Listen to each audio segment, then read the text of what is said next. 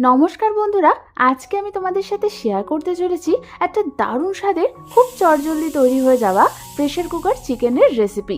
আমার এই রেসিপিটা দেখে যারা ব্যাচেলার্স, পড়াশোনার সূত্রে বা চাকরির সূত্রে বাইরে থাকে তারা খুব সহজেই এটা বানিয়ে নিতে পারবে। তাহলে চলো এটা বানাতে আমাদের ঠিক কী কী লাগছে সেটা দেখে নিই। আর আমি সুস্মিতা তোমাদেরকে আমার চ্যানেল ইয়ামিরস বাংলাতে স্বাগত জানাই। এই রান্নাটার জন্য আমি এখানে নিয়েছি 1 কেজি মিডিয়াম পিস করে কাটা চিকেন। এবার চিকেনটাকে ভালো করে ধুয়ে নিয়ে আমি এর মধ্যে দিয়ে দেবো 1 চামচ পরিমাণ নুন, 1 টেবিল চামচ আদা রসুন বাটা, হাফ কাপ পরিমাণ ফ্যাটানো টক দই, 1 চামচ পরিমাণ হলুদ গুঁড়ো, 1 চামচ পরিমাণ কাশ্মীরি লাল লঙ্কার গুঁড়ো, 1 চামচ পরিমাণ ধনে গুঁড়ো, 1 চামচ পরিমাণ জিরে গুঁড়ো, হাফ চামচ পরিমাণ গোলমরিচের গুঁড়ো, হাফ চামচ পরিমাণ চিনি, একটা মিডিয়াম স্লাইস করে কাটা পেঁয়াজ, আর দিয়ে দেবো 1 টেবিল চামচ পরিমাণ সর্ষের তেল।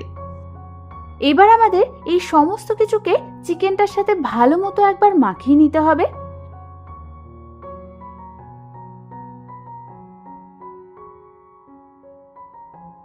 ভালো মতো চিকেনটার সাথে সমস্ত কিছু মাখানো হয়ে গেলে আমি এই চিকেনটাকে ম্যারিনেট হতে রেখে দেবো কমপক্ষে 8 ঘন্টার জন্য। এবার ততক্ষণ আমি অন্যদিকে গ্যাস জ্বালিয়ে একটা প্রেসার কুকার বসিয়ে দিলাম আর তার মধ্যে দিয়ে দিলাম প্রায় 3 টেবিল চামচ পরিমাণ সর্ষের তেল। তেলটা ভালো মতো গরম হলেই আমি ওর মধ্যে দুখানা মিডিয়াম সাইজের অর্ধেক করে কাটা টোটাল 4 টুকরো আলু দিয়ে দেবো, আর দিয়ে দেবো হাফ চামচ পরিমাণ নুন আর হাফ চামচ পরিমাণ হলুদ গুঁড়ো।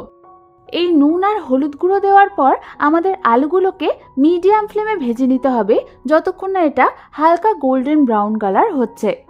বেশ কিছুক্ষণ ধরে নাড়াচাড়া করে আলুগুলো ভাজার পর তোমরা দেখো আমাদের আলুগুলো হালকা গোল্ডেন ব্রাউন কালার হয়ে গেছে। এবার আমি আলুগুলোকে একটা অন্য পাত্রে তুলে নেব। তারপর ওই প্রেসার কুকারের মধ্যে দিয়ে দেব আমি আরও 2 টেবিল চামচ পরিমাণ সর্ষের তেল। এবার এর মধ্যে আমি ফোড়নের জন্য দেব একটা শুকনো লঙ্কা, 4টে এলাচ, 2খানা লবঙ্গ, আর দিয়ে দেবো একটা দারচিনি। এবার ফোড়নটাকে হালকা হাতে একটু নাড়াচাড়া করে নিয়ে আমি এর মধ্যে দিয়ে দেবো একটা মিডিয়াম সাইজের স্লাইস করে কাটা পেঁয়াজ। আর পেঁয়াজটা তাড়াতাড়ি নরম হওয়ার জন্য আমি ওর মধ্যে দিয়ে দেবো হাফ চামচ পরিমাণ নুন। নুন দেওয়ার পর আমাদের পেঁয়াজটাকে প্রায় 2 থেকে 3 মিনিটের জন্য মিডিয়াম ফ্লেমে ভেজে নিতে হবে। 2 থেকে 3 মিনিট পর পেঁয়াজটা যখন হালকা নরম হয়ে আসবে তখন আমি ওর মধ্যে দিয়ে দেবো 1 টেবিল চামচ পরিমাণ আদা রসুন বাটা। আদা রসুন বাটাটা দিয়েও আমাদের এটাকে আরও 2 থেকে 3 মিনিটের জন্য মিডিয়াম ফ্লেমে ভেজে নিতে হবে যাতে এর কাঁচা গন্ধটা চলে যায়।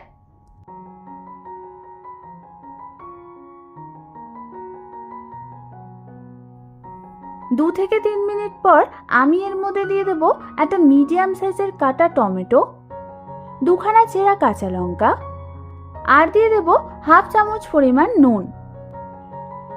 এবার আমাদের এটাকে আরও 2 থেকে 3 মিনিটের জন্য মিডিয়াম ফ্লেমে নাড়াচাড়া করে নিতে হবে। 2 থেকে 3 মিনিট পর গ্যাসের ফ্লেমটাকে হাই করে দিয়ে আমি এর মধ্যে দিয়ে দেব ম্যারিনেট করে রাখা চিকেনটাকে।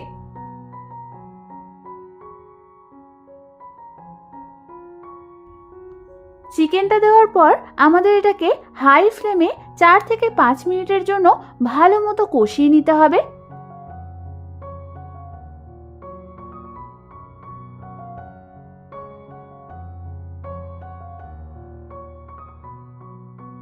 চার থেকে 5 মিনিট ধরে চিকেনটাকে ভালো মতো কষানোর পর আমি এর মধ্যে দিয়ে দেব ভেজে রাখা আলুগুলোকে। আলুগুলো দেওয়ার পরও আমাদের হালকা হাতে সমস্ত কিছু একবার মিশিয়ে নিতে হবে।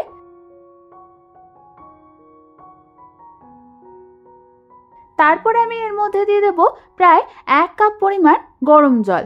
তোমরা এখানে যেরকম গ্রেভি বা ঝোল চাও সেই অনুযায়ী এখানে তোমরা জল অ্যাড করবে। এবার আমি এর মধ্যে দিয়ে দেব স্বাদ অনুযায়ী নুন।